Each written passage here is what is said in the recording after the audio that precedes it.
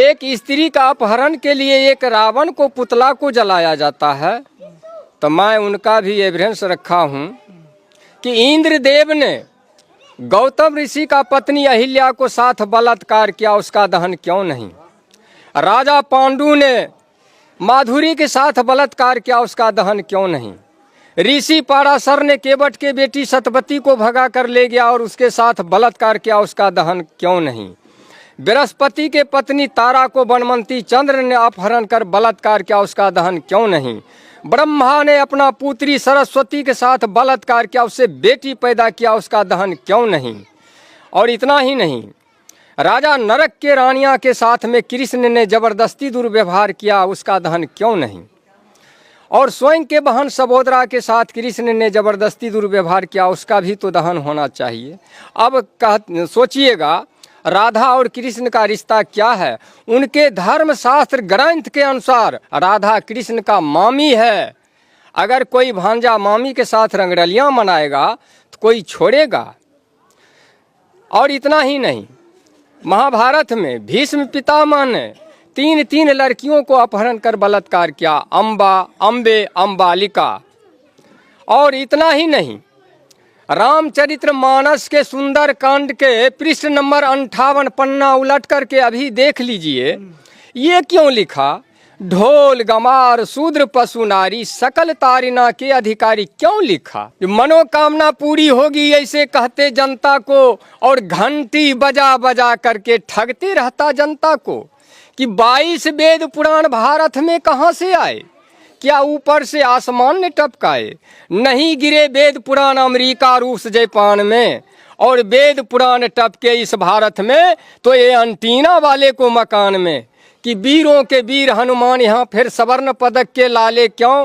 कि धन का देवी लक्ष्मी यहाँ फिर भूखी नंगी जनता क्यों? और ज्ञान का देवी सरस्वती फिर अनपढ़ जाहिल जनता क्यों?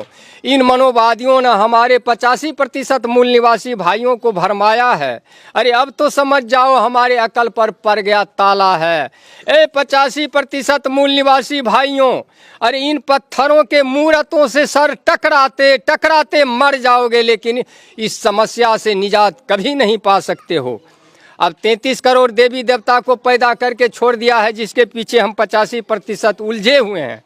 हम असली बात को समझ नहीं रहे हैं, हम बर्बाद हैं, हम उजड़ रहे हैं, लेकिन असली बात को हम समझ नहीं रहे हैं। छोटा सा एक दोहा के तौर में आपको समझाना चाहूँगा। अब आप 10 गो मिट्टी का चूहा बना लीजिए और चूहे को रंग में पेंट पचारा करके किसी चूहे को बिल पर रख दीजिए, और इधर से 5 गो बिल्ली को इंडिकेट कीजिए, तो क्या मिट्टी का चूहा को बिल्ली कैच करेगा? नहीं, कभी नहीं कर सकता है। 10 गो मिट्टी का खरगोश बना लीजिए और खरगोश के रंग में पेंट पचारा करके किसी झाड़ी में छुपा दें, और इधर से 10 गो कुत्ता को इंडिकेट करें, क्या मिट्टी का खरगोश का कुत्ता कैच करेगा? कभी नहीं कर सकता है।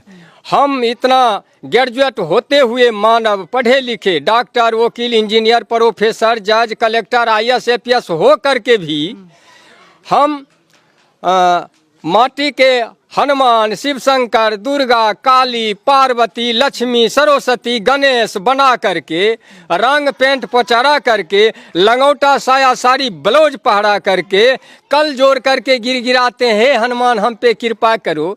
क्या हनुमान के पास में बैंक बैलेंस है जो आपको 10-20 हज़ार रुपया से मदद कर देगा?